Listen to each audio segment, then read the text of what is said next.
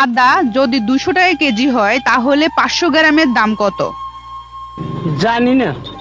500 গ্রামের দাম হচ্ছে আপনার 50 টাকা। 50 টাকা কেন মনে হলো? কারণ হচ্ছে 200 টাকা কেজি হলে আদা, তাহলে তো আমার কাছে মনে হচ্ছে 500 গ্রামের দাম 50 টাকা হবে।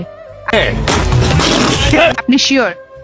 আমার কথা বুঝতে পারছেন প্রশ্নটা? হ্যাঁ, আদা 200 টাকা কেজি হলে 500 গ্রামের দাম কত, তা আমার কাছে মনে হচ্ছে যে 50 টাকাই দাম। শিওর? শিওর। কোন জিনিস মেয়েদের ঝুলে থাকে আর ছেলেদের দাঁড়িয়ে থাকে? আজকে ধাঁধার উত্তর যে দিতে পারবে তাকে দিব আমি 10,000 টাকা পুরস্কার। আপনি পারবেন? জি পারবো। আপনার নাম? তানিয়া।